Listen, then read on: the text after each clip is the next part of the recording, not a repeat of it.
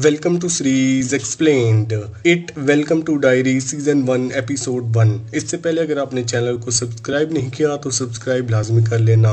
पहले एपिसोड में हमें पेनीवाइज सीधा नहीं दिखाया गया, लेकिन डर और डिस्टर्बिंग मोमेंट्स इतने स्ट्रॉन्ग है कि आप डेफिनेटली हिल जाओगे। कहानी स्टार्ट होती है 1962 से, मतलब इट मूवी के 27 साल पहले, जब लेजरस क्लब ने उस डेविल को पकड़ा था। ये टाइम गैप इम्पोर्टेंट है क्योंकि पेनीवाइज हर 27 साल बाद वापस उठता है ताकि लोगों के फियर से फीड कर सके और डेरी के लोगों की जिंदगी बर्बाद कर दे। एपिसोड की शुरुआत एक छोटे लड़के मैटी कलम से होती है। उसके चेहरे पर निशान होते हैं जिससे पता चलता है कि उसके घर में उसके साथ काफी वायलेंस होता है। वो मूवी थिएटर से निकाल दिया जाता है, शायद क्योंकि वो घर के दुख से भागना चाहता है। वो डेरी से भागने की कोशिश करता है, लेकिन रास्ते में एक कपल और उसकी बेटी उसे गाड़ी में बिठा लेते हैं। पहले तो वो लोग बहुत अच्छे लगते हैं, लेकिन जैसे मैटी की मदद करना चाहते हो और उसे पोर्टलैंड ले जा रहे हो, लेकिन कुछ देर बाद मैटी को फील होता है कि कुछ बहुत गलत है। वो लोग अजीब और पागल जैसा बिहेव करने लगते हैं और सबसे शॉकिंग बात, गाड़ी डेरी से बाहर निकलने के बाद भी वो वापस उसी टाउन में आ जाती है, जैसे कोई अनसीन फोर्स उन्हें खींच रही हो। मैटी डर के मारे चिल्लाने लगता है क्योंकि उसे समझ आ जाता है कि यहाँ कुछ सुपरनेचुरल और इवल हो रहा है। तभी प्रेग्नेंट वुमन जो गाड़ी में थी अचानक से लेबर पेन में चली जाती है, लेकिन उसके पेट से बेबी नहीं एक मॉन्स्टरस क्रिएचर निकलता है जिसके विंग्स होते हैं। वो क्रिएचर कार के अंदर ही उड़ने लगता है, विंडोज तोड़ने लगता है और सबको डरा देता है। माँ उसे अनअबेकल कॉर्ड से पकड़ने की कोशिश करती है जिससे वो उस क्रिएचर को कंट्रोल करना चाहती थी, लेकिन हर सेकंड हर सीन और ज्यादा डिस्टर्बिंग बन जाता है। ये सीन इतना शॉकिंग होता है कि देखने के बाद भी दिमाग में बस जाता है।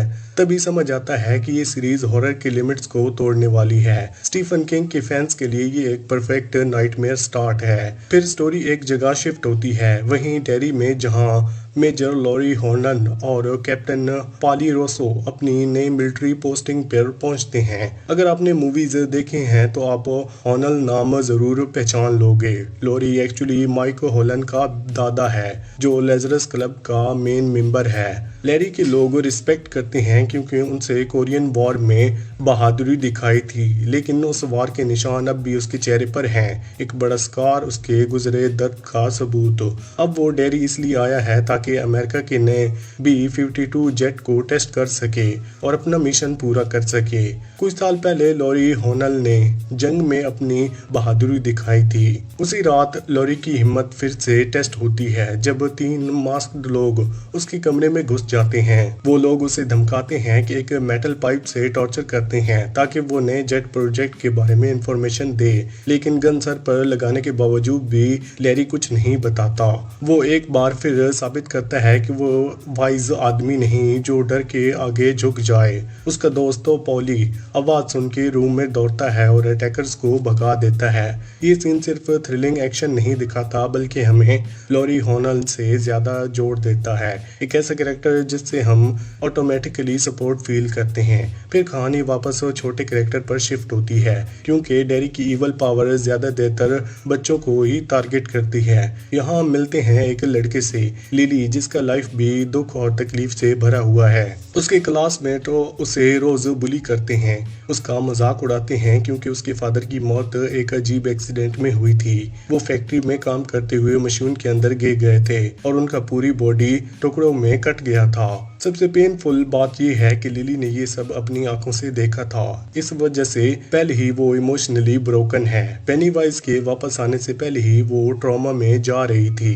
लिली, उसके 3 फ्रेंड्स थे, मार्गो, टेडी और फिल। ये लोग नॉर्मल बच्चे हैं, बस समझने की कोशिश कर रहे हैं कि उनके टाउन में आखिर क्या हो रहा है। हमें पता चलता है कि मैटी, जो इस एपिसोड की शुरुआत में था, 4 महीने पहले से गायब हो गया है। उसका बॉडी कहीं नहीं मिला और वो पूरा टाउन कंफ्यूज्ड है। लोग कह रहे हैं कि शायद वो भाग गया है, लेकिन वो सबके दिल में डर है कि कुछ सुपरनेचुरल हो रहा है।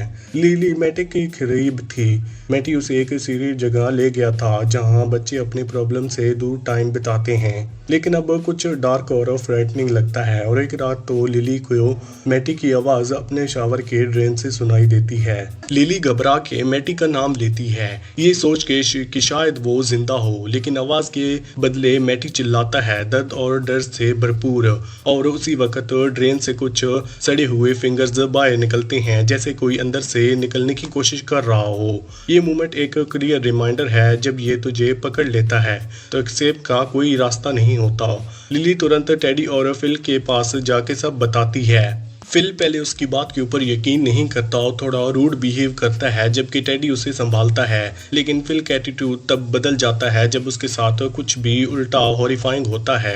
रात में जब वो अपनी लैंप ऑन करता है तो उसे लगता है जैसे लैंप का शेड इंसानों के चेहरों से बना हो, जैसे किसी ने उसे सिल दिया हो। ये विजुअल थोड़ा इतना डिस्टर्बिंग है कि वो समझ जाता है लिली झूठ नहीं बोल रही थी। अब ये कंफर्म हो जाता है कि डेयरी में बुराई वापस जाग गई है और वो बच्चों के दिमाग से खेलना शुरू कर चुकी है। लिली, टेडी और फिल एक साथ आने का फैसला करते हैं। अब उन्हें आंसर चाहिए क्योंकि अब वो सब कुछ टारगेट बन चुके हैं। लाइब्रेरी में आके लिली, टेड और फिल पुराने न्यूज़पेपर देखते हैं ताकि मैटी के बारे में कुछ मिल सके।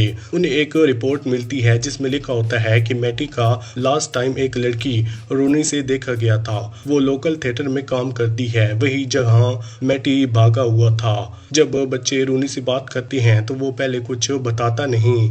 पुलिस ने उसके फादर को मैटी के गायब होने का जिम्मेदार मान लिया था, इसलिए वो डर गई थी। लेकिन जब बच्चे उसे बताते हैं कि उन्होंने मैटी की आवाज़ पाइप्स और ड्रेन से सुनी थी तो रोनी समझ जाती है कि वो अकेली नहीं है, उसके साथ कुछ अजीब और क्रीपी चीज़ें हो चुकी हैं। तब वो भी उनके साथ जुड़ जाती है और चारों मिलकर एक छोटी डिटेक्टिव टीम बन जाते हैं। वो लोग उसी थिएटर में जाते हैं जहां मैटी को लास्ट बार देखा गया था। वो एक मूवी देखने का प्लान बनाते हैं, द म्यूजिक मैन, क्योंकि ये वही सॉन्ग था जो लिली ने उस दिन ड्रेन के अंदर से सुना था जब मैटी की आवाज़ आई थी। रोनी उनके लिए प्रोजेक्टर चलाती है, लेकिन मूवी शुरू होती ही सब कुछ सुपरनैचुरल लगने लगता है। स्क्रीन पर अचानक मैटी दिखाई देता है जैसे वो मूवी के अंदर ही कैरेक्टर बन गया हो। उसके हाथ में एक बेबी है जो ब्लैंकेट में लिपटा हुआ है। मैटी उन्हें सुन सकता है कि उनके सवालों का जवाब भी देता है जैसे वो रियल दुनिया से बात कर रहा हो। बच्चे उससे पुकारते हैं, मैटी यहाँ आओ, हम तुम्हें निकाल लेंगे। वो सब होप करते हैं कि मैटी स्क्रीन से वापस आ जाए, लेकिन जब वो पास आता है सच इतना हॉरिफाइंग होता है कि सब कुछ खून से जम जाता है। जो बेबी उसके हाथ में था वो बेबी नहीं, वो वही टेरिफाइंग विंग्ड क्रिएचर होता है जो पहले एपिसोड के ओपनिंग सीन में पैदा हुआ था। वो क्रिएचर स्क्रीन तोड़कर बाहर आ जाता है जैसे एक डीमन रियलिटी में घुस गया हो। फिर शुरू होता है ब्लड शॉट और क्योस। क्रिएचर हवा में उड़ता है, चिल्लाता है और अटैक करना शुरू कर देता है। वो फिल को पकड़कर उसके टुकड़े कर देता है, खून हर तरफ फैल जाता है। लिली अपने दोस्त अपनी आंखों के सामने मरता हुआ देखती है, खून उसके कपड़ों पर गिरता है लेकिन वो कुछ नहीं कर सकती। फिर वो मॉन्स्टर छोटी सूजी, फिल की छोटी बहन की तरफ बढ़ता है। लिली उसे बचाने की पूरी कोशिश करती है लेकिन क्रिएचर उसे भी मार देता है। लिली और रोनी मुश्किल से भागकर लॉबी तक पहुंचते हैं। दोनों शॉक में होते हैं। तब लिली फील करती है कि उसके हाथ में कुछ है।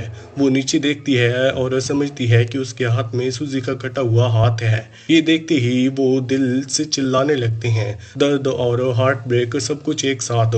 एपिसोड यहीं पर खत्म होता है।